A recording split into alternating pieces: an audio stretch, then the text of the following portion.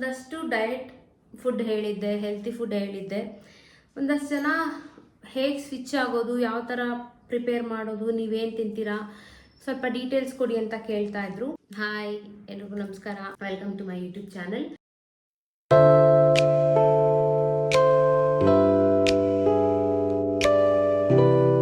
ನನ್ನ ಹಸ್ಬೆಂಡ್ಗೆ weight loss journey start ಮಾಡಿಸಿದ್ದೀನಿ. ರೆಗ್ಯುಲರ್ ಆಗಿ ಪಾಪ ಅವ್ರಿಗೆ ಮಾಡೋಕೆ ಆಗ್ತಾ ಇಲ್ಲ, ಯಾಕಂದರೆ ಮನೆಯಲ್ಲಿ ಇದ್ರು ಅಂದರೆ ಮಾಡ್ತಾರೆ. ಆಫೀಸ್ ಹೋಗ್ಬೇಕಾಗಿರೋದ್ರಿಂದ ವೀಕ್ಲಿ 2 or 3 ಡೇಸ್ ಆಫೀಸ್ ಹೋಗ್ತಾರೆ, ಅಲ್ಲಿ ಅವ್ರು ಮಾಡೋದಕ್ಕೆ ಆಗೋದಿಲ್ಲ. ಸೊ ಮನೆಯಲ್ಲಿರೋ ಟೈಮಲ್ಲಿ ನಾನೇನು ಪ್ರಿಪೇರ್ ಮಾಡ್ಕೊಡ್ತೀನಲ್ಲ ಅದನ್ನೇ ತಿಂತಾರೆ ಅವರು. ಸೊ ಇವತ್ತು ಅವ್ರಿಗೆ ಮತ್ತು ನನಗೆ ಅಂತ ಒಂದು ಸ್ವಲ್ಪ ಫುಡ್ ಪ್ರಿಪೇರ್ ಮಾಡ್ತಾ ಇದ್ದೀನಿ. ಸೊಪ್ಪು ಮಾಡ್ತಾ ಇದ್ದೀನಿ. ಸೊಪ್ಪು ಎಲ್ಲರೂ ಮಾಡ್ತಾರೆ, ಏನು ಸ್ಪೆಷಲ್ ಅಂತ ಕೇಳ್ಬೋದು. ನಾನು ಸುಮಾರು ಒಂದು 5 ಥರ ಸೊಪ್ಪು ಹಾಕಿ, 2 ಥರ ಬೇಳೆ ಹಾಕಿ, 1 ಕಾಳು ಹಾಕಿ ಮಿಕ್ಸ್ ಮಾಡಿ ಮಾಡ್ತಾ ಇದ್ದೀನಿ.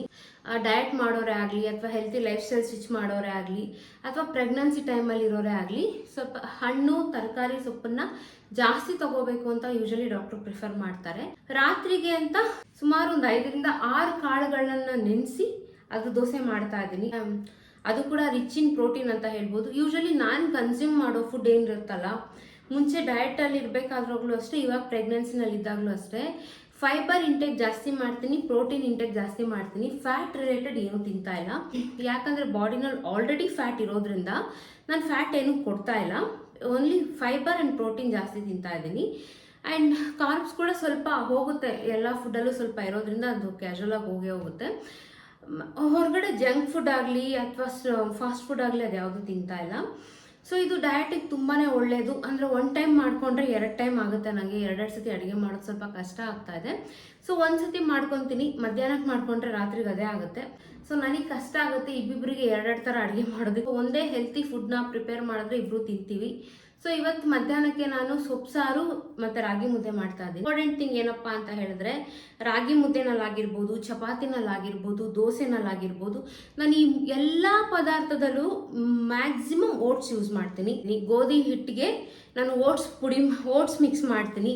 ಸೊ ಅದು ಕೂಡ ತುಂಬಾ ಒಳ್ಳೆಯದು. ಓಟ್ಸ್ನ 2 ಥರ ಯೂಸ್ ಮಾಡ್ತೀನಿ. ಕೆಲವು ಸತಿ ಪುಡಿ ಮಾಡಿ ಹಾಕ್ತೀನಿ, ಇನ್ನು ಕೆಲವು ಸರಿ ಆ ಓಟ್ಸ್ನ ಚೆನ್ನಾಗಿ ನೆನೆಸಿಟ್ಬಿಟ್ರೆ ಓವರ್ ನೈಟು, ಅದು ಬೆಳಿಗ್ಗೆ ಅಷ್ಟು ತುಂಬಾ ಮೆತ್ತಗಾಗ್ಬಿಟ್ಟಿರುತ್ತೆ. ಅದನ್ನು ಹಾಗೆ ಕಲಿಸ್ಬಿಟ್ಟು ಚಪಾತಿ ಮಾಡ್ಕೊಳ್ತೀನಿ. ತುಂಬಾ ಒಳ್ಳೆಯದು. ಓಟ್ಸ್ ವೆಯ್ಟ್ ಲಾಸ್ಗೆ ತುಂಬಾ ಇಂಪಾರ್ಟೆಂಟು. ಆ್ಯಂಡ್ ಫೈಬರ್ ಕಂಟೆಂಟ್ ತುಂಬ ಇರೋದ್ರಿಂದ ಓಟ್ಸ್ನ ತಗೊಳ್ಳಿ ಜಾಸ್ತಿ. ಡೈರೆಕ್ಟಾಗಿ ಹಾಗೆ ತಿನ್ನೋದಕ್ಕೆ ಕಷ್ಟ ಆದರೆ ಇರುತ್ತಲ್ಲ ಆಪ್ಷನ್ಸು, ಆ ಥರ ಯೂಸ್ ಮಾಡ್ಕೋಬೋದು. ನಾನಂತೂ ಪ್ರತಿಯೊಂದರಲ್ಲೂ ಓಟ್ಸ್ ಹಾಕ್ತೀನಿ. ಕೆಲವು ಸರಿ ಓಟ್ಸ್ನ ರಾತ್ರಿನೇ ಸೋಕ್ ಮಾಡಿಟ್ಟು ಬೆಳಗ್ಗೆ ಅದಕ್ಕೆ ಫ್ರೂಟ್ಸ್ ಆ್ಯಡ್ ಮಾಡಿ ತಿಂತೀನಿ. ಯಾವುದೇ ರೀತಿ ಶುಗರ್ ಆಗಲಿ ಹನಿ ಆಗಲಿ ನಾನು ಮಿಕ್ಸ್ ಮಾಡೋದಿಲ್ಲ. ಸೊ ಬನ್ನಿ, ಸೊಪ್ಪು ಸಾರು ಹೇಗೆ ಮಾಡ್ತಾ ಇದ್ದೀನಿ, ತುಂಬ ಹೆಲ್ತಿ, ತುಂಬ ಟೇಸ್ಟಿಯಾಗಿರುತ್ತೆ ಅನ್ನೋದನ್ನ ಇವತ್ತು ನಾನು ನಿಮಗೆ ತೋರಿಸ್ಕೊಡ್ತೀನಿ.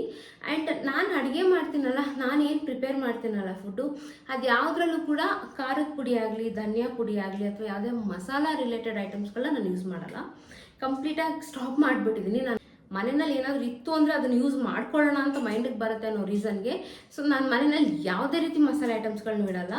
ಖಾರ ಬೇಕು ಅಂದರೆ ಹಸಿಮೆಣಸಿನ್ಕಾಯಿ ಯೂಸ್ ಮಾಡ್ತೀನಿ, ಮತ್ತು ಕಲ್ಲುಪ್ಪನ್ನ ಬಳಸ್ತೀನಿ, ಪಿಂಕ್ ಸಾಲ್ಟ್ನ ಬಳಸ್ತೀನಿ, ವೈಟ್ ಸಾಲ್ಟ್ನ ನಾನು ಬಳಸೋದಿಲ್ಲ. ಸೊ ಇವಾಗ ಮಧ್ಯಾಹ್ನ ಲಂಚ್ ಏನು ಪ್ರಿಪೇರ್ ಮಾಡ್ತಾ ಇದ್ದೀನಿ ಬನ್ನಿ ತೋರಿಸ್ತೀನಿ. ರಾತ್ರಿ ದೋಸೆಗೆ ಅಂತ ಕಾಳುಗಳು ನೆನೆಸ್ತಾ ಇದ್ದೀನಿ. 1 ಬಟ್ಲಷ್ಟು ಹೆಸರು ಕಾಳು ತೊಗೊಂಡಿದ್ದೀನಿ, 1 ಬಟ್ಲಷ್ಟು ಕಡಲೆಕಾಳು ತೊಗೊಂಡಿದ್ದೀನಿ, 1 ಬಟ್ಲಷ್ಟು ಹಲಸಂದೆ ಕಾಳು ತೊಗೊಂಡಿದ್ದೀನಿ, 1 ಬಟ್ಲಷ್ಟು ಕಿಡ್ನಿ ಬೀನ್ಸ್ ತೊಗೊಂಡಿದ್ದೀನಿ, ಆ್ಯಂಡ್ ಒಂದು ಅರ್ಧ ಬಟ್ಲಷ್ಟು ಕಡಲೆಕಾಯಿ ಬೀಜ, ಒಂದು 1/4 ಬಟ್ಲಷ್ಟು ತೊಗರಿಬೇಳೆ, ಒಂದು 1/4 ಬಟ್ಲಷ್ಟು ಹೆಸರುಬೇಳೆ, ಒಂದು 1/4 ಬಟ್ಲಷ್ಟು ಉದ್ದಿನಬೇಳೆ, ಒಂದು ಸ್ವಲ್ಪ ಮೆಂತ್ಯ. ಇವಿಷ್ಟನ್ನು ಚೆನ್ನಾಗಿ ತೊಳೆದು ಇದನ್ನು ನೆನೆಸಿಡ್ತೀನಿ ಒಂದು 5 to 6 ಅವರ್ಸ್ವರೆಗೂ.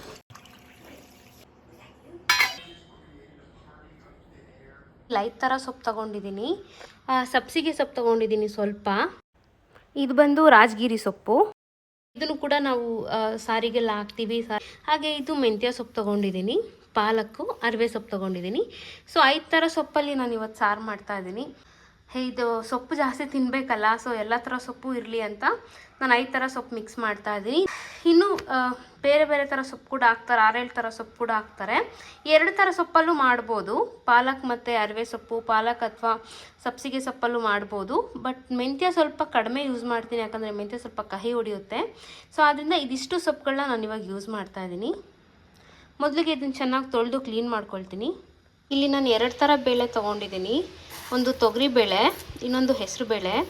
ಎರಡೂ ಬೇಳೆ ಮಿಕ್ಸ್ ಮಾಡಿದ್ರೆ ಸಾರು ಆ್ಯಕ್ಚುಲಿ ತುಂಬ ಚೆನ್ನಾಗಿ ಬರುತ್ತೆ. ನಾನು ಇದೊಂದು ಅರ್ಧ ಕಪ್ಪಷ್ಟು ತೊಗರಿಬೇಳೆ, ಅರ್ಧ ಕಪ್ಪಷ್ಟು ಹೆಸರುಬೇಳೆ ಹಾಕ್ತಾಯಿದ್ದೀನಿ. ಈಗ ಎರಡೂ ಬೇಳೆನೂ ಚೆನ್ನಾಗಿ ತೊಳೆದಿದ್ದಾಗಿದೆ. ಈಗ ಅದಕ್ಕೆ ಒಂದು ಸ್ವಲ್ಪ ನೀರು ಹಾಕ್ಬಿಟ್ಟು ಬೇಯಕ್ಕೆ ಇಡ್ತೀನಿ. 1 ಗ್ಲಾಸಸ್ ನೀರು ಹಾಕಿದ್ದೀನಿ. ಇದಕ್ಕೆ ಯಾವುದೇ ರೀತಿ ಉಪ್ಪಾಗಲಿ ಅಥವಾ ಎಣ್ಣೆ ಆಗಲಿ ಅರಿಶಿನ ಆಗಲಿ ನಾನು ಹಾಕ್ತಾಯಿಲ್ಲ. ಕೆಲವ್ರು ಹಾಕ್ತಾರೆ, ಬಟ್ ನಾನು ಹಾಕ್ತಾಯಿಲ್ಲ. ಬೇಳೆ ಬೇಯಕ್ಕೆ ಇಟ್ಟಿದ್ದೀನಿ. 1-2 ವಿಜಿಲ್ ಬರೋ ಅಷ್ಟು ಇದನ್ನು ಬೇಯಿಸ್ಕೊತೀನಿ. ಈಗ ನಾನು ಸೊಪ್ಪು ಸಾರಿಗೆ ಜೊತೆಯಲ್ಲಿ ಕಾಳು ಚೆನ್ನಾಗಿರುತ್ತೆ ಅಂತ ಅಲಸಂದೆ ಕಾಳು ತೊಗೊಂಡಿದ್ದೀನಿ. ಯಾವುದಾದ್ರೂ ಕಾಳು ಹಾಕ್ಬೋದು, ಅವರೆಕಾಳು ಹಾಕ್ಬೋದು, ತೊಗರಿ ಕಾಳು ಹಾಕ್ಬೋದು, ಯಾವುದಾದ್ರೂ ಕಾಳು ಹಾಕ್ಬೋದು, ತುಂಬ ಚೆನ್ನಾಗಿರುತ್ತೆ. ಇದಕ್ಕೆ 1 ಗ್ಲಾಸಷ್ಟು ನೀರು ಹಾಕ್ತಾಯಿದ್ದೀನಿ. ಪಿಂಕ್ ಸಾಲ್ಟ್ 1 ಸ್ಪೂನ್ ಹಾಕ್ತಾಯಿದ್ದೀನಿ. ಆಮೇಲೆ ಇನ್ನೊಂದು ಸ್ಟೀಮರ್ ಇಡ್ತಾಯಿದ್ದೀನಿ. ಸೊಪ್ಪು ತೊಳೆದು ಕ್ಲೀನ್ ಮಾಡಿ ಇಟ್ಕೊಂಡಿದ್ನಲ್ಲ, ಆ ಸೊಪ್ಪನ್ನ ನಾನು ಇವಾಗ ಇದಕ್ಕೆ ಹಾಕ್ತಾಯಿದ್ದೀನಿ. ಸ್ಟೀಮರ್ಗೆ ಹಾಕ್ತಾಯಿದ್ದೀನಿ. ಪುನಃ ಜಸ್ಟ್ ಸ್ಟೀಮರಲ್ಲಿ ಅಷ್ಟೇ ಬೇಯಿಸ್ತಾ ಇರೋದು, ಯಾವುದೇ ರೀತಿ ನೀರು ಹಾಕೋದಿಲ್ಲ. ಎಲ್ಲ ಥರ ಸೊಪ್ಪು ಇದರಲ್ಲಿ ಮಿಕ್ಸ್ ಮಾಡಿದ್ದೀನಿ. ಇದ್ರ ಮೇಲೆ ಇನ್ನೊಂದು ಸ್ಟೀಮರ್ ಇಡ್ತಾಯಿದ್ದೀನಿ. ಅಲ್ಲಿ ತುಂಬ ಮಣ್ಣಿರುತ್ತೆ, ತೆಗೆದು ಕ್ಲೀನಾಗಿ ತೊಳೆದಿಟ್ಕೊಬೇಕು. ಕಟ್ ಮಾಡಿ ಇಟ್ಕೊಂಡ್ರು 2 ಟೊಮೆಟೊ ಹಾಕ್ತಾಯಿದ್ದೀನಿ ಸ್ಟೀಮರಲ್ಲೇ ಬೇಯಿಸ್ಕೊಳ್ಳೋದಕ್ಕೆ. ಆಮೇಲೆ ಸೇಮ್ 2 ಈರುಳ್ಳಿ ಹಾಕ್ತಾಯಿದ್ದೀನಿ. ನಾನು ಸುಮಾರು ಒಂದು 4-5 ಜನಕ್ಕೆ ಮಾಡ್ತಾಯಿದ್ದೀನಿ, ಅದರಿಂದ ಕ್ವಾಂಟಿಟಿ ಜಾಸ್ತಿ ಇದೆ. ಇಬ್ಬರಿಗೆ ಮಾಡ್ಕೊಳ್ಳೋದಿತ್ತಂದರೆ ಸೊಪ್ಪೆಲ್ಲ ಸ್ವಲ್ಪ ಕಡಿಮೆ ಹಾಕ್ಕೊಂಡು ಬೇಕಾದ್ರೆ ಸೊಪ್ಪು ಕ್ವಾಂಟಿಟಿನೂ ಕಡಿಮೆ ಮಾಡ್ಕೋಬೋದು ನೀವು. ಮೆಣಸಿನ್ಕಾಯಿ ಇಷ್ಟ ಹಾಕ್ತಾಯಿದ್ದೀನಿ, ಯಾಕಂದರೆ ಮೆಣಸಿನ್ಕಾಯಿ ಖಾರ ಇಲ್ಲ, ಆದರೆ ಇಷ್ಟು ಬೆಳ್ಳುಳ್ಳಿ ಹಾಕ್ತಾಯಿದ್ದೀನಿ. ಇವಾಗ ಇದನ್ನು ಬೇಯಕ್ಕೆ ಇಡ್ತೀನಿ. ಇದ್ರಲ್ಲಿ ಸೊಪ್ಪು ಇಟ್ಟಿದ್ದೀನಿ, ಇದ್ರಲ್ಲಿ ಹಲಸಂದೆ ಕಾಳು ಇಟ್ಟಿದ್ದೀನಿ. ಇದನ್ನು ಬೇಯಕ್ಕೆ ಇಟ್ಟಿದ್ದೀನಿ. ಇದೊಂದು 15-20 ಮಿನಿಟ್ಸ್ ಆಗುತ್ತೆ ಕಂಪ್ಲೀಟಾಗೆಲ್ಲ ಬೇಯೋದಕ್ಕೆ. ಸಾರಿನ ಜೊತೆಗೆ ಇವಾಗ ಸ್ಪ್ರೌಟ್ಸ್ ಮಾಡ್ಕೊತಾ ಇದ್ದೀನಿ. ಇದು ಮೊಳಕೆಗೆ ಇಟ್ಟಿದ್ದೆ ನಿನ್ನೆ. ನೋಡಿ ಎಷ್ಟು ಚೆನ್ನಾಗಿ ಬಂದಿದೆ ಒಂದೇ ದಿನಕ್ಕೆ. ಮೊನ್ನೆ ರಾತ್ರಿ ನೆನೆಸಿದ್ದೆ, ನೆನ್ನೆ ಬೆಳಗ್ಗೆಯಿಂದ ಇವತ್ತಿನ ಬೆಳಗ್ಗೆವರೆಗೂ ತುಂಬ ಚೆನ್ನಾಗಿ ಬಂದಿದೆ. ನನಗೆ ಮೊಳಕೆ ಕಾಳು ಅಂದರೆ ತುಂಬ ಇಷ್ಟ, ಹೆಸರು ಕಾಳು ಅಂದರೆ ತುಂಬಾ ಇಷ್ಟ. ಇದು ಹೈ ಪ್ರೋಟೀನ್ ಇದು, ಸೊ ಆದ್ದರಿಂದ ಇದನ್ನು ನಾನು ಎವ್ರಿಡೇ ನಾನು ಊಟಕ್ಕೆ ಖಂಡಿತವಾಗ್ಲೂ ಬಳಸ್ಕೋತೀನಿ.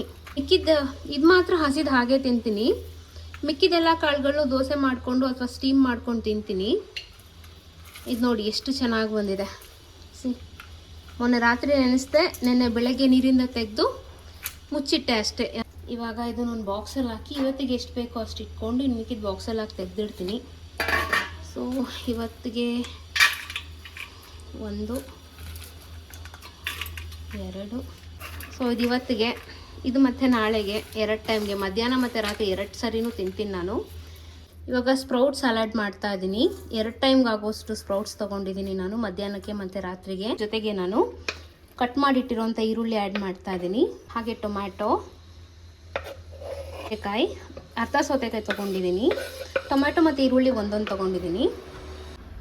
ಹಸಿ ಮೆಣಸಿನ್ಕಾಯಿ 4 ತೊಗೊಂಡಿದ್ದೀನಿ, ಖಾರ ಇಲ್ಲ ಅಂತ ಸ್ವಲ್ಪ ಜಾಸ್ತಿ ತೊಗೊಂಡಿದ್ದೀನಿ. ಇದಕ್ಕೆ ತುರಿದಿಟ್ಕೊಂಡಿರೋಂಥ ಮೂಲಂಗಿ ಮತ್ತು ಕ್ಯಾರೆಟ್ ಆ್ಯಡ್ ಮಾಡ್ತಾಯಿದ್ದೀನಿ. ಈಗ ಬೀಟ್ರೋಟ್ ಒಂದಿಲ್ಲ, ಬೀಟ್ರೋಟ್ ಮಿಸ್ ಮಾಡಿದೆ. ಸೊ ಬೀಟ್ರೋಟ್ ಇದ್ದಿದ್ರೆ ನಾನು ಬೀಟ್ರೋಟ್ನೂ ಕೂಡ ಹಾಕ್ತಾಯಿದ್ದೆ.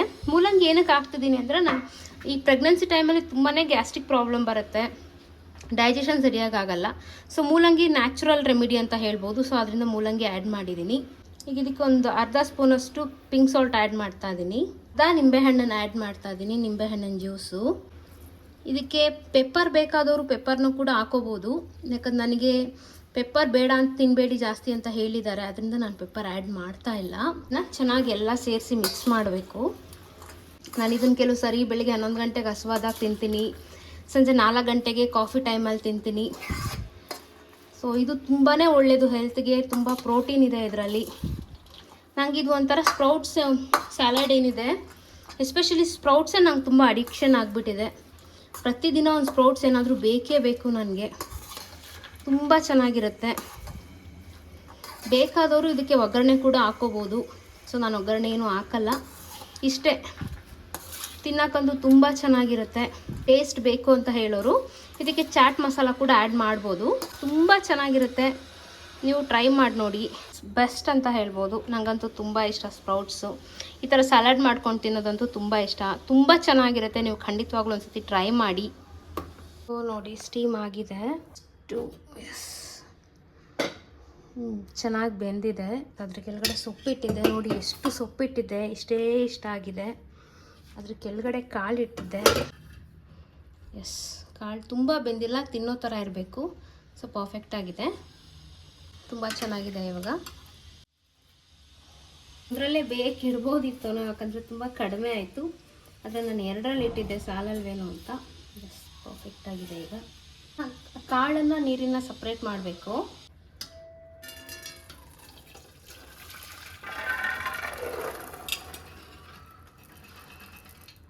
ನೋಡಿ, ಹಲಸಂದೆ ಕಾಳನ್ನು ನೀರಿಂದ ಸಪ್ರೇಟ್ ಮಾಡಿದ್ದೀನಿ. ಈಗ ಸಪ್ರೇಟ್ ಮಾಡ್ಕೊಂಡಿರೋ ನೀರನ್ನು ಇದಕ್ಕೆ ಹಾಕ್ತಿದ್ದೀನಿ. ಈ ಸೊಪ್ಪು ಏನಿತ್ತಲ್ಲ ಬೇಯಿಸ್ಕೊಂಡಿದ್ನಲ್ಲ, ಇವಾಗ ಇದನ್ನು ಇದಕ್ಕೆ ಹಾಕ್ತೀನಿ. ಇದಕ್ಕೆ ಬೇಯಿಸ್ಕೊಂಡಿದ್ನಲ್ಲ ಬೇಳೆ, ಆ ಬೇಳೆ ಕೂಡ ಆ್ಯಡ್ ಮಾಡ್ತಿದ್ದೀನಿ. ಸ್ವಲ್ಪ ಹಲಸಂದೆ ಕಾಳು, ಜಾಸ್ತಿ ಹಾಕಲ್ಲ, ಒಂದು ಸ್ವಲ್ಪ ಅಷ್ಟೇ. ಮಿಕ್ಸರ್ಗೆ ಹಾಕಿ ರುಬ್ಕೋಬೋದು, ಆದರೆ ನಾನು ಬ್ಲೆಂಡರಲ್ಲಿ ಬ್ಲೆಂಡ್ ಮಾಡ್ಕೊಳ್ತೀನಿ. ಸೊ ತುಂಬ ಈಸಿ.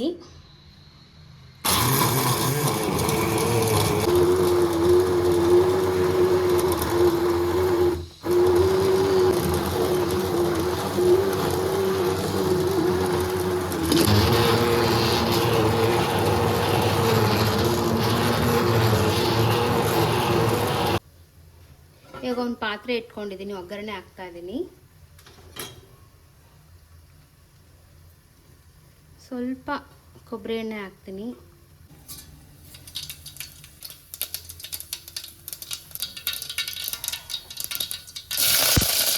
ಕರಿಬೇವಿಗೆ ಮೆಣಸಿನಕಾಯಿ ಚೆನ್ನಾಗಿ ಒಗ್ಗರಣೆ ಹಾಕ್ತೀನಿ. ಇದಕ್ಕೆ ಏನು ರುಬ್ಬಿಟ್ಟಿದ್ನಲ್ಲ, ಇವಾಗ ಇದಕ್ಕೆ ಅವೇನು ಬೇಯಿಸಿಟ್ಕೊಂಡಿದ್ವಲ್ಲ ಕಾಳು, ಅದನ್ನ ಆ್ಯಡ್ ಮಾಡ್ತೀನಿ. ಹಲಸಂದೆ ಕಾಳಿನ ಸೊಪ್ಪು ಸಾರು ತುಂಬ ಚೆನ್ನಾಗಿರುತ್ತೆ, ಮುದ್ದೆಗಂತೂ ಬೆಸ್ಟ್ ಕಾಂಬಿನೇಷನ್ನು.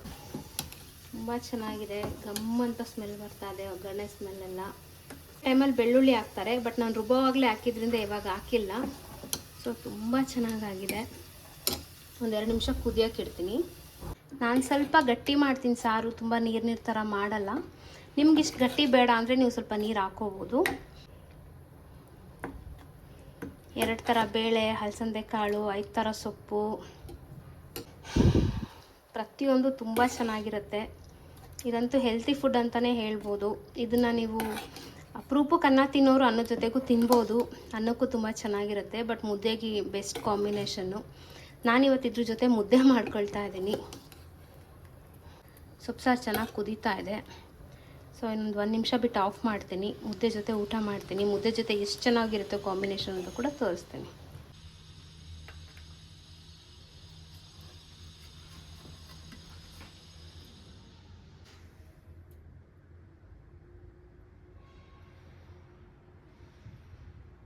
ಐದು ಥರ ಸೊಪ್ಪು, 2 ಥರ ಬೇಳೆ, ಒಂದು ಹಲಸಂದೆ ಕಾಳಿನ ಸಾರು ತುಂಬ ಚೆನ್ನಾಗಿದೆ. ಸ್ಮೆಲ್ ಅಂತೂ ಸೂಪರಾಗಿದೆ. ಬಿಸಿ ಬಿಸಿ ಮುದ್ದೆ ಮೇಲೆ ಸ್ವಲ್ಪ ತುಪ್ಪ ಹಾಕ್ಕೊಂಡು ತಿಂತಾ ಇದ್ರೆ ಸೂಪರಾಗಿರುತ್ತೆ. ಆ್ಯಂಡ್ ಸ್ವಲ್ಪ ಸ್ಪ್ರೌಟ್ಸು ಸಲಾಡ್ ಮಾಡ್ಕೊಂಡಿದ್ದೀನಿ. ಇದು ನನ್ನ ಮಧ್ಯಾಹ್ನದ ಊಟ. ರೆಗ್ಯುಲರಾಗಿ ಇದೇ ಥರ ಏನಾದರೂ ಒಂದು ತರಕಾರಿ ಸಾರು ಅಥವಾ ಸೊಪ್ಪು ಸಾರು ಮಾಡ್ಕೊತಾ ಇರ್ತೀನಿ, ತುಂಬ ಚೆನ್ನಾಗಿರುತ್ತೆ. ನೋಡಿದ್ರಲ್ಲ ನಾನೇನೇನು ಅಡುಗೆ ಮಾಡ್ಕೊಳ್ತೀನಿ ಅಂತ ತೋರಿಸ್ಕೊಟ್ಟಿದ್ದೀನಿ ನಿಮಗೆ. ಆ್ಯಂಡ್ ಸ್ಪ್ರೌಟ್ಸ್ ಅಂತೂ ನಾನು ಯಾವುದು ಮಿಸ್ ಮಾಡಲ್ಲ. ಪ್ರತಿದಿನ ನಾನು ಸ್ಪ್ರೌಟ್ಸ್ ತಿಂತೀನಿ. ಹೆಸರು ಕಾಳನ್ನಂತೂ ನಾನು 2 ದಿನಕ್ಕೆ ಒಂದ್ಸರಿನಂತೂ ಮೊಳಕೆ ಹಾಕ್ತಾನೆ ಇರ್ತೀನಿ. ನಂಗೆ ತುಂಬಾ ಇಷ್ಟ. ಅದು ತುಂಬ ಹೈ ಪ್ರೋಟೀನ್ ಇರೋದ್ರಿಂದ ಅದನ್ನು ಜಾಸ್ತಿ ತೊಗೊಳ್ತೀನಿ. ಆ್ಯಂಡ್ ಓಟ್ಸ್ ಕೂಡ ಎಲ್ಲ ದೋಸೆನಲ್ಲೂ ನಾನು ಮಿಕ್ಸ್ ಮಾಡ್ತಾ ಇರ್ತೀನಿ. ಆ್ಯಂಡ್ ಮಧ್ಯಾಹ್ನಕ್ಕೆ ಏನು ರಾಗಿ ಮುದ್ದೆ ನೋಡಿದ್ರಿ ಆ್ಯಂಡ್ ಸೊಪ್ಪು ಸಾರು ನೋಡಿದ್ರಿ, ಅದಕ್ಕೆ ಸ್ವಲ್ಪ ಹಲಸಂದೆ ಕಾಳಂತೂ ಟೇಸ್ಟ್ ಸೂಪರಾಗಿರುತ್ತೆ. ಸೊಪ್ಪು ಸಾರು ಎಲ್ಲರೂ ಮಾಡಿರ್ತೀರ, ಬಟ್ ಈ ಥರ ಒಂದು ಸೊಪ್ಪು ಸಾರು ಟ್ರೈ ಮಾಡಿ. ಆದಷ್ಟು ಸೊಪ್ಪುಗಳು ನೀವು ಯಾವ್ಯಾವ ಸೊಪ್ಪುಗಳು ತಿಂತೀನಿ ಅನಿಸುತ್ತೋ ಎಲ್ಲ ಆ್ಯಡ್ ಮಾಡ್ಕೊಳ್ಳಿ. ನಾನು ಸೊಪ್ಪುಗಳನ್ನ ತುಂಬ ತಿಂತೀನಿ. ಸೊಪ್ಪುಗಳಲ್ಲಿ ಪಲ್ಯ ಮಾಡ್ಕೊಂಡು ತಿಂತೀನಿ. ಯಾವುದನ್ನು ಕೂಡ ನಾನು ಫ್ರೈ ಮಾಡಲ್ಲ, ಜಸ್ಟು ಸ್ಟೀಮ್ ಮಾಡ್ಕೊಂಡು ಅದಕ್ಕೊಂದು ಲೈಟ್ ಒಗ್ಗರಣೆ ಹಾಕೊಂಡ್ರೆ ಮುಗೀತು, ಪಲ್ಯ ರೆಡಿ ನಂದು. ಕಂಟೆಂಟ್ ಇರುವಂಥ ವೆಜಿಟೇಬಲ್ಸ್ಗಳನ್ನ, ಫ್ರೂಟ್ಸ್ಗಳನ್ನ ಜಾಸ್ತಿ ಇಂಟೇಕ್ ಮಾಡಿ. ಯಾಕಂದರೆ ನನಗೆ ನೀರು ಕುಡಿಯೋದು ಅಷ್ಟು ನೆನಪಾಗೋದಿಲ್ಲ. ಬಾಡಿನಲ್ಲಿ ವಾಟರ್ ಕಂಟೆಂಟ್ ತುಂಬ ಕಡಿಮೆ ಇದೆ, ಇವಾಗಲೂ ಕಡಿಮೆ ಇದೆ. ಮೊನ್ನೆ ಡಾಕ್ಟ್ರು ಕೂಡ ಬೈತಾ ಇದ್ರು ವಾಟರ್ ಕಂಟೆಂಟ್ ತುಂಬ ಕಡಿಮೆ ಇದೆ ಬಾಡಿನಲ್ಲಿ ಅಂತ. ಸೊ ಅದಕ್ಕೆ ನಾನು ಆಲ್ಟರ್ನೇಟ್ ಆಗಿ ಹಣ್ಣುಗಳನ್ನ ಜಾಸ್ತಿ ತಿಂತೀನಿ, ತರಕಾರಿಗಳನ್ನ ಜಾಸ್ತಿ ತಿಂತೀನಿ. ಡೈಜೆಷನ್ ಪ್ರಾಬ್ಲಮ್ ಯಾರಿಗಿದೆಯಲ್ಲ ದಯವಿಟ್ಟು ಮೂಲಂಗಿ ತಿನ್ನಿ. ಹಸಿ ಮೂಲಂಗಿ ತುಂಬಾ ಒಳ್ಳೆಯದು.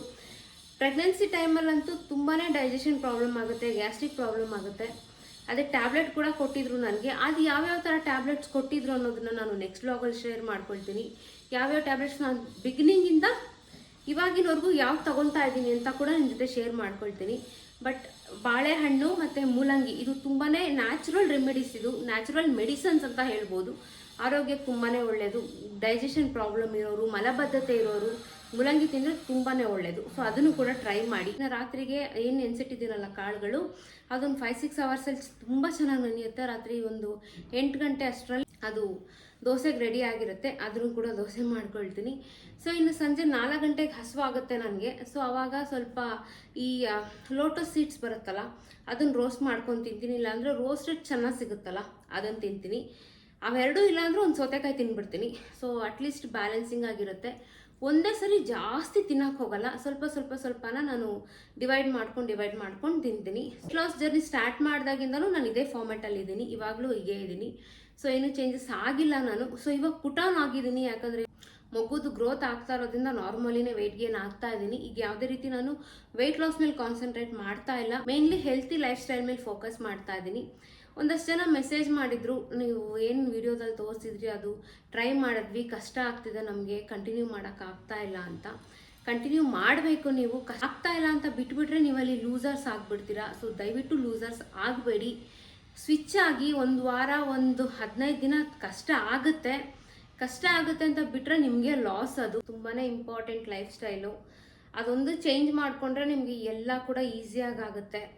ನಾನು ಆಗಲ್ಲ ಅಂತ ಬಿಟ್ಬಿಟ್ಟಿದ್ದಿದ್ರೆ ಸೊ ನನ್ನ ಕೈನಲ್ಲಿ ಏನೂ ಆಗ್ತಾ ಇರಲಿಲ್ಲ. ಬಟ್ ನಾನು ಯಾವುದನ್ನು ಬಿಡಲಿಲ್ಲ. ಸ್ಟ್ರಿಕ್ಟಾಗಿ ಮೈಂಡಲ್ಲಿ ಫಿಕ್ಸ್ ಮಾಡ್ಕೊಂಡಿದ್ದೆ ವೆಯ್ಟ್ ಲಾಸ್ ಮಾಡ್ತೀನಿ ನಾನು ಅಂತ. ಸೊ ಅದರಿಂದ ನನಗೆ ಅದೊಂದು ತುಂಬಾ ಯೂಸ್ಫುಲ್ ಆಯಿತು ಲೈಫ್ ಸ್ಟೈಲ್ ಚೇಂಜ್ ಮಾಡಿದ್ದು. ಸ್ಟಾರ್ಟಿಂಗ್ ನಿಮಗೆ ಕಷ್ಟ ಆಗೇ ಆಗುತ್ತೆ, ಇಲ್ಲ ಅಂತ ನಾನು ಹೇಳಲ್ಲ. ಯಾಕಂದರೆ ನನಗೂ ಕಷ್ಟ ಆಗಿ ಬೇಡಪ್ಪ ಇದು ಅಂತ ಅನ್ನೋ ರೇಂಜಿಗೆ ಹೋಗಿದ್ದೆ. ರುಚಿ ಕಂಪ್ಲೀಟಾಗಿ ಹೋಗಿತ್ತು. ಆದರೂ ಕೂಡ ನಾನು ಇಲ್ಲ ವೆಯ್ಟ್ ಲಾಸ್ ಮಾಡ್ತೀನಿ ಅನ್ನೋದ್ರ ಮೇಲೆ ಕುತ್ಕೊಂಡಿದ್ದರಿಂದ ನನಗೆ ತುಂಬ ಹೆಲ್ಪ್ ಆಯಿತು. ಒಂದು ಸ್ಟಾರ್ಟಿಂಗ್ 15 ಡೇಸ್ ಅಷ್ಟೇ ನಿಮಗೆ ಕಷ್ಟ ಆಗುತ್ತೆ. ಅದೊಂದು ಸ್ವಲ್ಪ ಅಡ್ಜಸ್ಟ್ ಮಾಡಿಕೊಂಡ್ರೆ ಆಮೇಲೆ ನೀವೇ ಅದಕ್ಕೆ ಅಡಿಕ್ಟ್ ಆಗಿಬಿಡ್ತೀರಾ, ಅಡ್ಜಸ್ಟ್ ಆಗಿಬಿಡ್ತೀರಾ. ಅನ್ನೆಸೆಸರಿ ಹೊರಗಡೆ ಏನು ತಿನ್ನೋಕ್ಕೆ ನಿಮಗೆ ಇಷ್ಟ ಆಗೋದಿಲ್ಲ. ಈಗ ನಾನು ಕೂಡ ಹೊರಗಡೆ ಹೋದರೆ ನನಗೆ ಏನು ತಿನ್ಬೇಕಂತ ಅನಿಸಲ್ಲ.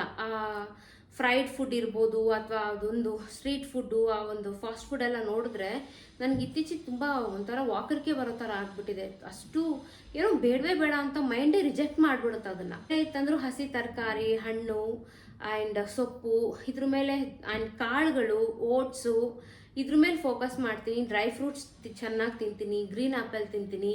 ಇದೆಲ್ಲ ತುಂಬಾ ಒಳ್ಳೆಯದು ಹೆಲ್ತ್ಗೆ. ಸೊ ನಾನು ಇದ್ರ ಮೇಲೆ ಫೋಕಸ್ ಮಾಡ್ತಾ ಇರೋದ್ರಿಂದ ಹೆಲ್ತಿ ಲೈಫ್ ಸ್ಟೈಲ್ ತುಂಬಾ ಮುಖ್ಯ. ಇವಾಗ ನಾನು ಪ್ರೆಗ್ನೆಂಟ್ ಆಗಿರೋದ್ರಿಂದ ನಾನೆಷ್ಟು ಹೆಲ್ತಿ ಆಗಿರ್ತೀನೋ ಮಗುನೂ ಅಷ್ಟೇ ಹೆಲ್ತಿ ಆಗಿರುತ್ತೆ. ಸೊ ಅದರಿಂದ ನಾನು ಯಾವುದ್ರಲ್ಲೂ ಕಾಂಪ್ರಮೈಸ್ ಅಂತೂ ಮಾಡ್ಕೋತಾ ಇಲ್ಲ. ತುಂಬಾ ಇಂಪಾರ್ಟೆಂಟು. ಆಯಿಲಿ ಫುಡ್ ಅಂತೂ ಕಂಪ್ಲೀಟ್ಲಿ ಸ್ಟಾಪ್ ಮಾಡಿಬಿಟ್ಟಿದ್ದೀನಿ. ಕೊಬ್ಬರಿ ಎಣ್ಣೆ ಬಿಟ್ಟರೆ ಬೇರೆ ಏನೂ ಯೂಸ್ ಮಾಡಲ್ಲ ನಾನು. ಆಲಿವ್ ಆಯಿಲ್ ಯೂಸ್ ಮಾಡೋರು ಮಾಡ್ಬೋದು, ಬಟ್ ನನಗೆ ಕೊಬ್ಬರಿ ಎಣ್ಣೆ ಸ್ವಲ್ಪ ಅಡ್ಜಸ್ಟ್ ಆಗಿದೆ. ಕೊಬ್ಬರಿ ಎಣ್ಣೆನಲ್ಲಿ ಅಡುಗೆ ಮಾಡ್ಕೊಂಡು ಊಟ ಮಾಡೋದ್ರಿಂದ ನನಗೆ ಸ್ಕಿನ್ ಚೆನ್ನಾಗಿ ಆಗ್ತಾ ಇದೆ ಆ್ಯಂಡ್ ಹೇರ್ ಗ್ರೋತ್ ಕೂಡ ಚೆನ್ನಾಗಿ ಆಗ್ತಾ ಇದೆ. ತುಂಬ ಶಾರ್ಟ್ ಹೇರ್ ಇತ್ತು ನಂದು. ಮುಂಚೆ ಕೊಬ್ಬರಿ ಎಣ್ಣೆ ಸ್ಮೆಲ್ ಆಗ್ತಾ ಇರಲಿಲ್ಲ, ಬಟ್ ಇವಾಗ ಅಡ್ಜಸ್ಟ್ ಆಗಿಬಿಟ್ಟಿದ್ದೀನಿ. ಎಲ್ಲದಕ್ಕೂ ಕೊಬ್ಬರಿ ಎಣ್ಣೆನೇ ಯೂಸ್ ಮಾಡ್ತೀನಿ. ಯಾವ್ದು ಹೆಲ್ತ್ಗೆ ತುಂಬ ಒಳ್ಳೇದು ಅನ್ಸುತ್ತೋ ದಯವಿಟ್ಟು ಅದ್ರ ಮೇಲೆ ಫೋಕಸ್ ಮಾಡಿ, ಖಂಡಿತವಾಗ್ಲೂ ನಿಮಗೆ ರಿಸಲ್ಟ್ ಬರುತ್ತೆ. ಕಮಿಂಗ್ ಡೇಸ್ಗಳಲ್ಲಿ ಇನ್ನೊಂದು ಸ್ವಲ್ಪ ಹೆಲ್ತಿ ಫುಡ್ಗಳನ್ನ ನಾನು ನಿಮ್ಮ ಜೊತೆ ಶೇರ್ ಮಾಡ್ಕೊಳ್ತಾ ಹೋಗ್ತೀನಿ. ಸೊ ಈ ವಿಡಿಯೋ ನಿಮ್ಗೆ ಇಷ್ಟ ಆಗಿದೆ ಅಂತ ಭಾವಿಸ್ತಾ ಇದ್ದೀನಿ. ಈ ವಿಡಿಯೋ ನಿಮ್ಗೆ ಇಷ್ಟ ಆದರೆ ದಯವಿಟ್ಟು ಲೈಕ್ ಮಾಡಿ, ಶೇರ್ ಮಾಡಿ, ಕಾಮೆಂಟ್ ಮಾಡಿ, ಸಬ್ಸ್ಕ್ರೈಬ್ ಮಾಡಿ. Thank you so much for watching.